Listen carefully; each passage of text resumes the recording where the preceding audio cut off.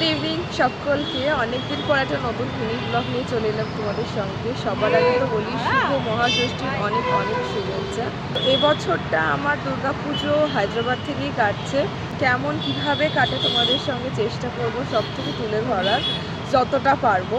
So আজকে ষষ্ঠীর দিনে আমরা তিনজনে মিলে ঘুরতে বেরোচ্ছি, আমি, পূজাদি অ্যান্ড রিয়া। এদিকে এখন রিয়ার ফটো সেশন চলছে, ও ফটো তুলছে এখন। সো হায়দ্রাবাদে রয়েছে বেঙ্গলি উৎসব অ্যাসোসিয়েশন, এখানে আমরা যাচ্ছি। অনেক বড় করে পুজো হয়। পূজাদির 1 বছর হয়ে গেছে এখানে রয়েছে। তো পূজাদি বললে এখানে খুব সুন্দর পুজো হয়, গত বছরও পূজাদি ছিল আর কি। তো অটো বুক করেছিলাম, তো অটোতে করে আমরা যাচ্ছি এখন। চলো।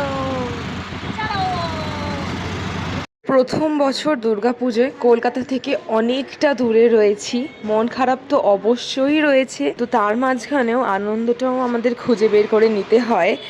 ঠিক এই জিনিসটাই হয়েছে। এখানে এসেও অনেক সঙ্গী পেয়েছি, তাদের সঙ্গে দুর্গাপুজোও আনন্দ করছি এবং বাকি সময়ও আমরা খুব আনন্দ করি।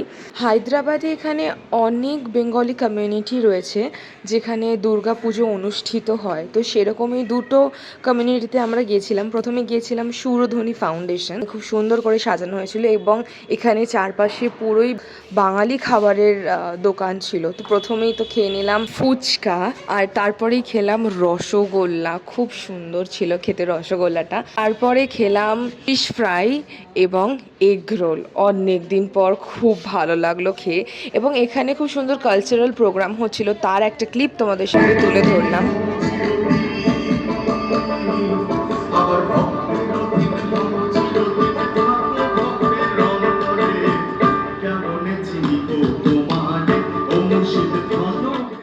এরপরে গিয়েছিলাম বেঙ্গলি কালচার অ্যাসোসিয়েশনে, যেখানে খুব সুন্দর করে দুর্গাপুজো অনুষ্ঠিত হচ্ছিল।